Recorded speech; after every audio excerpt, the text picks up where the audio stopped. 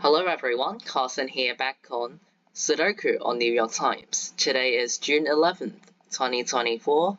Let's start today's hard Sudoku.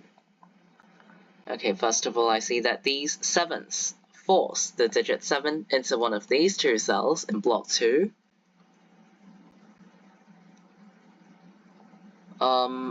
These 4s force the digit 4 into one of these two cells in block 2. These 4s points left, so 4 goes into one of these two cells in block 4. We also got these 4s pointing down. This 2 points left and this 2 points up. So the digit 2 is forced into this cell in block 1. We also got the 2 into one of these two cells in block 2. The digit 2 is forced into one of these two cells in block 7.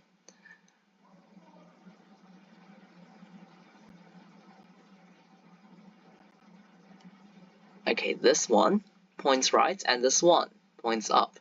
So in block 3, the digit 1 is forced into row 3, and then these ones force the digit 1 into one of these two cells in block 2. And you might have noticed that these two cells form a 1-7 pair, because in block 2, the digits 1 and 7 are missing and still need to go somewhere in block 2. And we also got these 1s and 7s, these 1s and 7s, and these 1s and 7s pointing into this block. And now there are only 2 open cells available for both 1 and 7. So only 2 open cells are left for both 1 and 7. They are strictly reserved for these two digits, forming a 1-7 pair, and eliminates all other digits from these two cells. Now, this 3 points right and this 3 points up. And of course, the digit 3 cannot go into the 1-7 pair, so it is forced into this cell in block 2. Then we got these 3s pointing right to force the digit 3 into this cell in block 3. We got these 3s pointing down.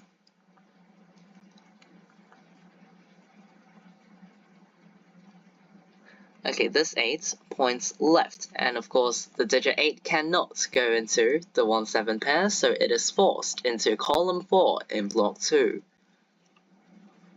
Actually, I could have just said that, well, these 8s points off and this cell's these 8. So yeah.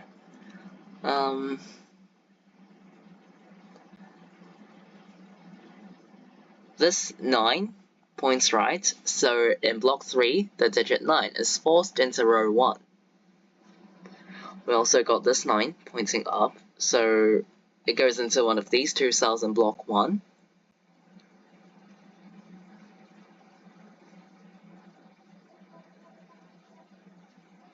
Oh, okay, so 5 and 6 here points up. So 5 and 6 can only go into one of the other 3 open cells. I mean, each of them. And now this cell, you can see that in block 3, I've marked down 4 digits. 1s here, 9s here, and 5 and 6 into these 3 cells. So this cell only has 1 digit marked in this cell, and that's a 1, so it has to go here, because I've marked every other digit. You can do a quick run through again. This cell sees 2, 3, 4, 5, 6, 7, 8, and 9. So this cell cannot contain any other digit than 1. So it has to be a 1, because it can't be anything else. Alright,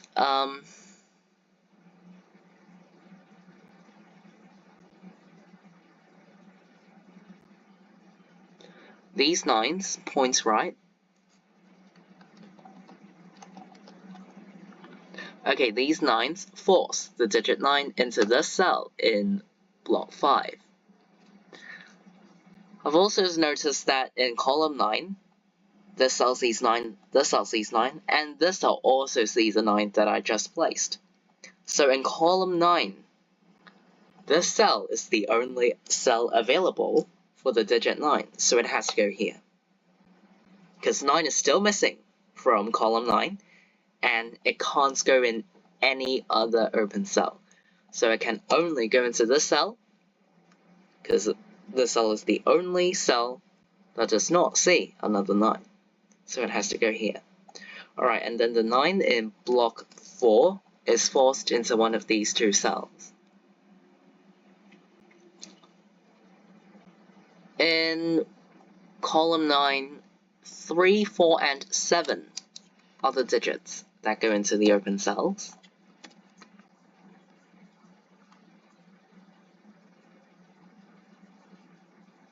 This 2 points up. So in block 5, the digit 2 is forced into column 6, which eliminates 2 from this cell. Now the digit 2 is forced into this cell in block 2. After that, I can place the 4 into this cell. And this cell is for 5 or 6 only for this row. Actually, these 3 cells also form a 5, 6, 8 triple. This cell is also for 5, 6, or 8.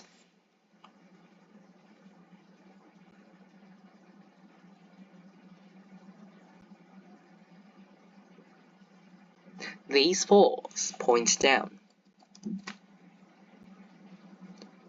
And then in row 7, this cell sees 4, this cell sees 4, and these two cells also see another 4.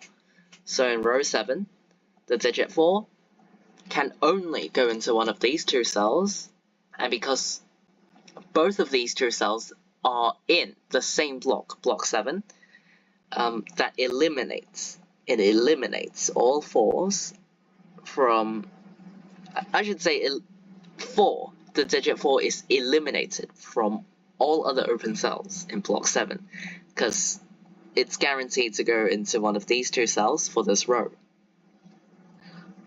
Okay.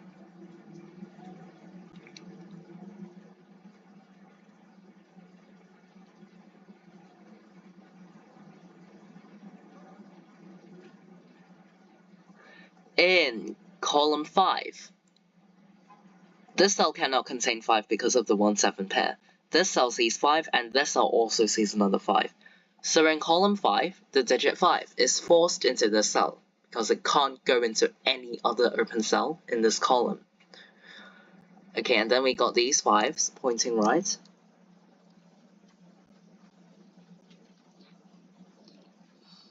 We got a 2, 6, 7 triple left in block 5. This cell sees 6, so in block 5, 6 is forced into row 5. So these 6s point left, this cell also sees another 6. So in block 4, the digit 6 is forced into this cell.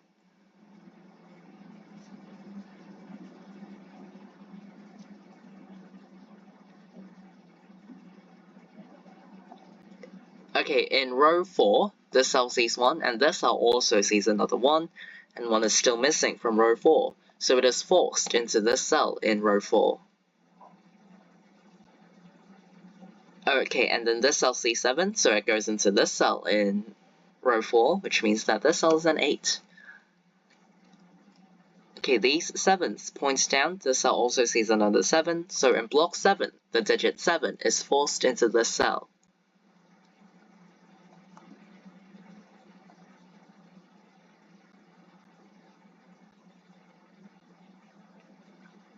This 8 points left, so it is forced into one of these two cells in block 4.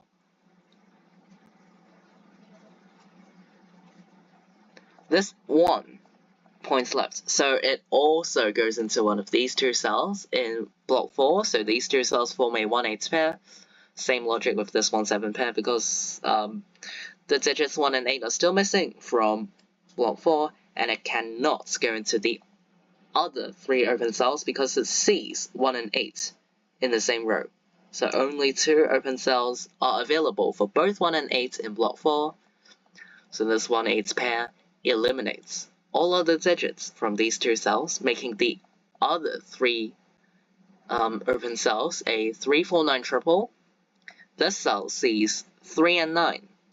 So actually the other 2 cells form a 3, 9 pair, making this cell a 4. which further eliminates 4 from this cell, forcing the 4 into this cell in block 7. Because earlier I found out that, oh, actually, it should be the 4 in row 7 as well. Because the way I marked these 4s is because of row 7. So yeah, after this cell cannot contain 7, it must go into this cell.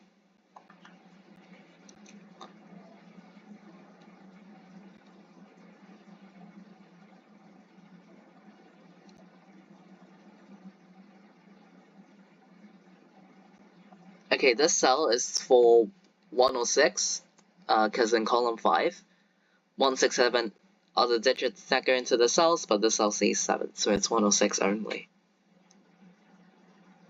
Oh wait, after I place the 7, 7 is eliminated from the cell. Actually, I can mark the 7 into one of these 2 cells in block 9. Okay, these 3 cells form a 2, 5, 7 triple. The cell sees 7.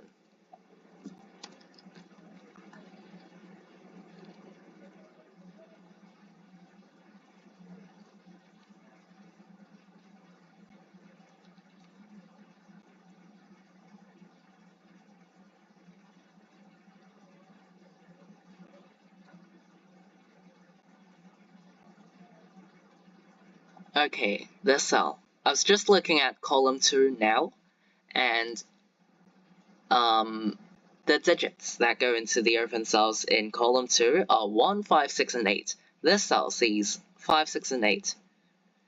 So you can tell that this cell can only contain a 1. You can have a quick run through again.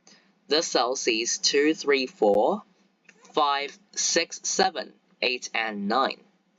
So the only digit that this cell does not see is 1.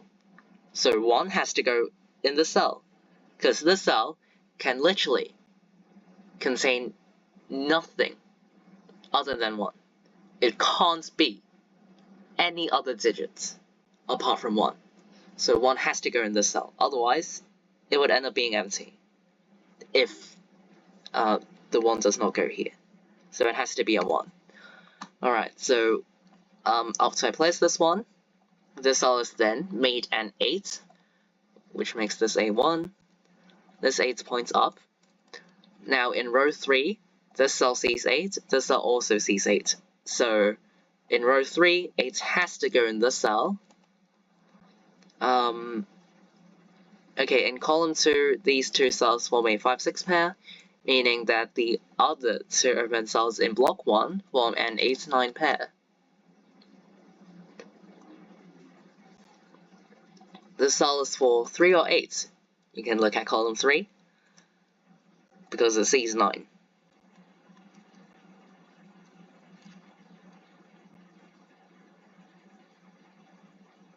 Okay, after I place this 1, the 1 in this cell is eliminated, making this a 6, and finishing off column 5. Okay, after I place the 7, I can also get plot 5 done. This 2 makes this a 5, and this a 7, which then makes this a 3, this a 4, and this a 7. Wow, okay. That mad chain reaction there. So yeah, once you get a lot of cells with digits marked, where each cell you mark is with 3 or less digits, it'll get very efficient. Yeah, trust me. Okay, and then in row 7, 2, 3, and 9 are the digits that go into the open cells. This cell sees 9, so it's 2 or 3. The cell sees 3, so it's 2 or 9. The cell sees 2, so it's 3 or 9. Okay, these 6s points left. I mean, points right. Left. Right. Should be right. What's wrong with me? These 6s points right to force the digit 6 into this cell in block 9, which points up and eliminates 6 from this cell, making this cell a 5. This cell is 6, 5, 6, 5.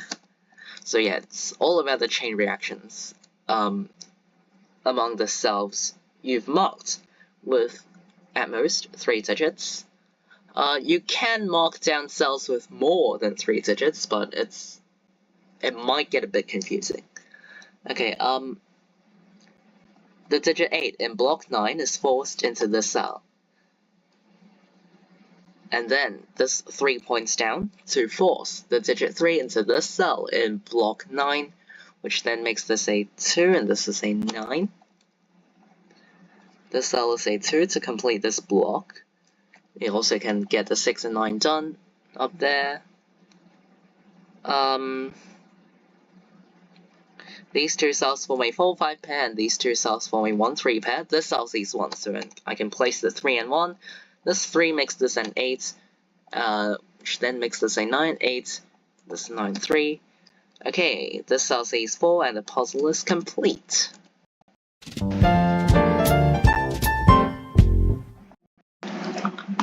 Alright, so I finished today's New York Times hard Sudoku in just under 16 minutes.